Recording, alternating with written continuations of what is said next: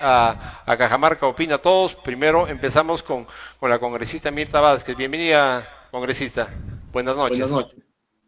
Muy buenas noches, Jorge. Buenas noches a Guillermo y a don César, pidiendo las disculpas del caso por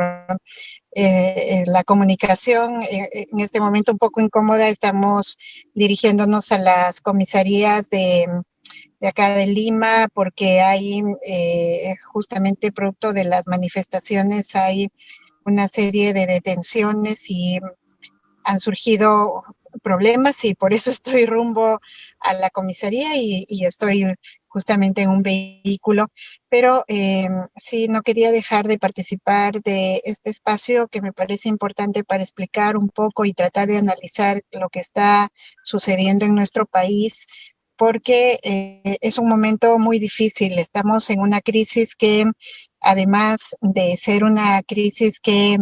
ha sido sanitaria, una crisis de orden social. Ahora le hemos incrementado una crisis política, eh, una crisis de representatividad a la cual está reaccionando digamos, toda la población, porque esto en realidad tiene antecedentes bastante complejos, cuestionables, digamos. Hemos cambiado abruptamente de gobierno por una decisión bastante arbitraria desde mi punto de vista y desde la posición en la que estoy. Yo puedo dar fe de que eh, esta no es una decisión motivada justamente por los temas de lucha contra la corrupción, sino que más bien ha sido una decisión motivada por una suerte de pugna entre poderes por tomar Palacio de Gobierno, ¿no? Entonces, estaba comentando, Jorge, cuando iniciabas, cómo esto tiene antecedentes justamente en un primer intento de vacancia que se planteó a raíz de el tema de justamente responsabilizaban al presidente por la relación que tenía con un artista y los contratos que se le había hecho, y ese fue el primer intento de vacancia promovida además en el marco de una motivación bastante, eh, digamos, bastante débil, porque obviamente el tema de que por más que se necesitara investigar este tipo de contrataciones, en realidad eso no tenía ningún sustento para plantearlo como una incapacidad moral permanente, pero se la planteó. Y yo creo que el plan respecto al tema de esa vacancia se fue cayendo a raíz de que se descubrió que eh, Merino y algunos grupos políticos incluso estuvieron haciendo coordinaciones con las Fuerzas Armadas, y bueno, todo eso terminó destruyendo este primer plan, pero en la segunda ocasión, esta vez, en realidad habían motivaciones un poco más sólidas, en el sentido de que efectivamente el presidente Vizcarra empieza a ser descubierto en una serie de actos que por lo menos representan indicios razonables de su vinculación con hechos de corrupción, y eso sirve para generar y promover una segunda vacancia. Es verdad que en este marco todos estamos de acuerdo con que el tema del presidente Vizcarra es un asunto delicado, es un asunto que reviste gravedad, es el primer mandatario que personifica a la nación y que obviamente estaba siendo vinculado con estos hechos de corrupción bastante graves, y por supuesto que hay que mirar y asegurar cómo se investiga esto y evitar la impunidad, pero se propuso la vacancia como salida, eh, y no tanto como una propuesta de lucha para solucionar este grave problema, sino que más bien significó la oportunidad para muchos grupos políticos para consolidar, digamos, una serie de apuestas y de objetivos subalternos que se ha tenido, y bueno, terminaron utilizando la vacancia efectivamente para hacerse del poder, porque también han habido grupos políticos que han estado muy interesados no solamente en tomar Palacio de Gobierno, sino que la toma de Palacio de Gobierno en realidad ha tenido un fin fundamental que también es o perpetuarse o seguir en el poder en todo caso. Un minuto, necesita para leer esta primera parte, por favor. Sí. Sí, y entonces yo creo que finalmente termina siendo este un mecanismo que bajo una aparente legalidad se promueve, se aprueba y realmente se genera esta vacancia, pero que a todas luces cada vez le queda más claro a la población y al país entero de que no constituye de ninguna manera un mecanismo para salir de este tema de la problemática, de cómo asumir, digamos, el asunto de la corrupción del presidente, sino que termina siendo el mecanismo para llegar a la presidencia y desde ahí también tomar el poder no solamente del Ejecutivo, sino del Legislativo, y probablemente desde ahí se va a generar toda la, el copamiento de una serie de instituciones muy importantes, por ejemplo, el Consejo Nacional de la Magistratura, perdón, el nombramiento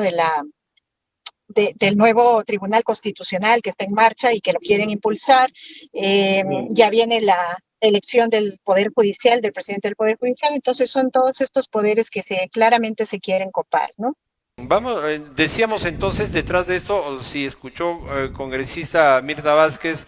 que todos los intereses aparentemente han habido prácticamente desde el inicio no solo del gobierno de Vizcarra, sino de PPK, intereses políticos, intereses económicos y todo esto un poco de espaldas al pueblo, sin interesar lo que estaba sucediendo en estos últimos meses de pandemia. Realmente ha sido una crisis casi permanente de política que ha estado viviendo el país y mucho más en estos momentos tan difíciles. Coméntenos sobre esto, congresista. Sí, efectivamente, creo que una cosa importante que hay que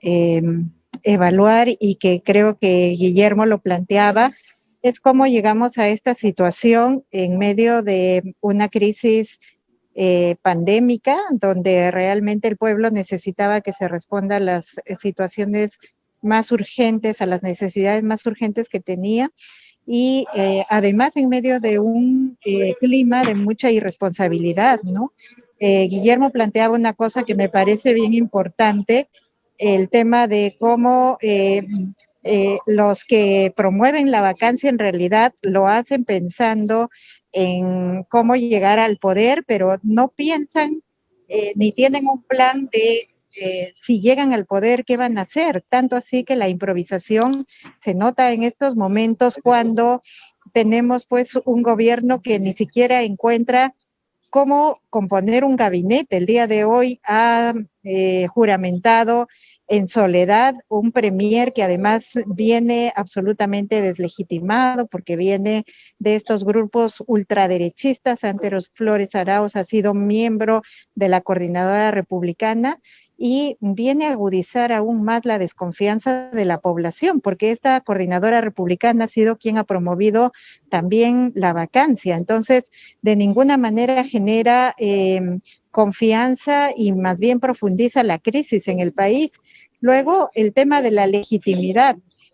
Frente a estas situaciones, a cómo se va componiendo este gobierno, en realidad lo que tenemos es una crisis de legitimidad y de representatividad. Ningún gobierno ha reconocido oficialmente a Merino como presidente y eso tiene sus consecuencias no solamente a nivel político, a diversos niveles, a nivel económico. Nuestra economía, como en los últimos 10 años, no ha tenido la crisis y el impacto que ha tenido esta decisión.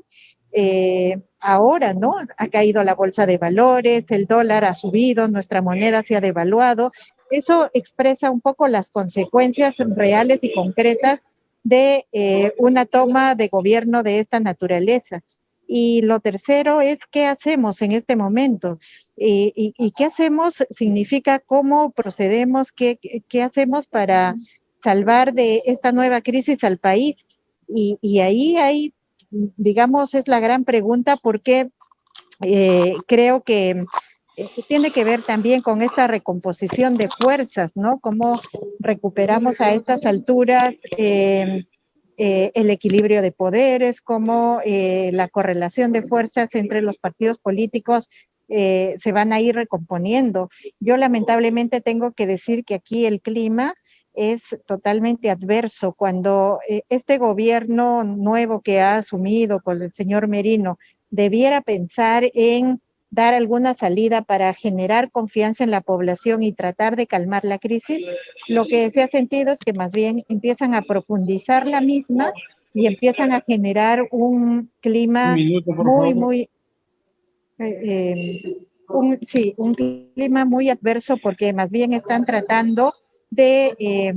copar los espacios de poder, de llevar adelante en contra de lo que la población piensa, procesos, por ejemplo, la elección del Tribunal Constitucional, y creo que ahí a la población y a las fuerzas que los pocos en el Congreso que estamos en contra de este proceso nos toca hacer contención, pero hará falta más que eso. Creo que la sociedad civil organizada ahora tiene un rol fundamental para plantear una propuesta y empujar a este gobierno a tomar medidas mínimas y adecuadas para calmar esta crisis, ¿no?